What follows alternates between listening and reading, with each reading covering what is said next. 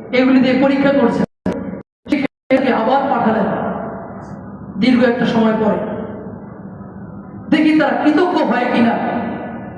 ওই যে বলেছিলাম আলহামদুলিল্লাহ রাব্বিল আলামিন, সবকিছুর আগে আল্লাহ রাব্বুল আলামিনের প্রশংসা, তার কৃতজ্ঞতা সবার আগে। আরেক আয়াতে বলেছেন ওয়া ইন তাউদ্দু নি'মাতাল্লাহি লা তুহসুহা, যে তোমরা আল্লাহ রাব্বুল আলামিনের নিয়ামতকে গুণে শেষ করতে পারবে না। কিভাবে শেষ করবা? তো সেই ফেরেশতা আসলো, এসে প্রথম জনের কাছে গেল ধারাবাহিকতা অনুযায়ী। সেই কুষ্ঠরোগীকে ফেরেশতা আসলো একটা মুসাফিরের অবয়ব, মুসাফিরের আকৃতিতে, যে ভ্রমণ করতেছে এমন একটা আকৃতি আসলো, শরীরে ধুলাবালি, যেমন কোথা থেকে সফর করে এসেছে, ভ্রমণ করে এসেছে।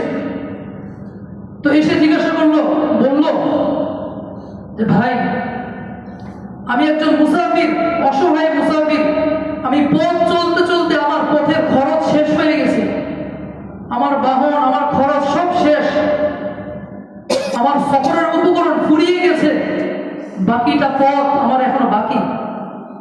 আপনি যদি দয়া করে মায়া করে আপনার এই বিশাল উটের পাল থেকে একটা উট যদি আমাকে দিতেন, আমি আমার বাকি সফরটা শেষ করে গন্তব্যে পৌঁছে যেতে পারতাম। দয়া করে যদি একটা উট আমাকে দিতেন, তাহলে আমার সফর শেষ করতে পারতাম। আল্লাহর ওয়াস্তে যদি একটা উট দিতেন। এবং বললো এই উট তো আল্লাহ রাব্বুল আলামিন আপনাকে দিয়েছে এবং এতে বরকত দিয়েছে, মাশাআল্লাহ।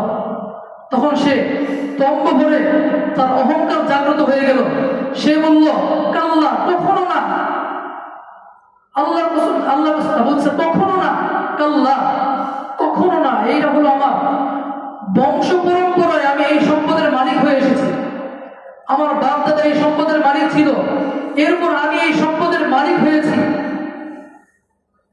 এই সম্পদ সব আমার হাতে গড়া, আমার পূর্বপুরুষ থেকে আমি ধারাবাহিকভাবে পেয়েছি। আমি কখনো গরিব ছিলাম না, কখনো আমি নিচু ছিলাম না, কখনো অসহায় দরিদ্র আমি ছিলামই না।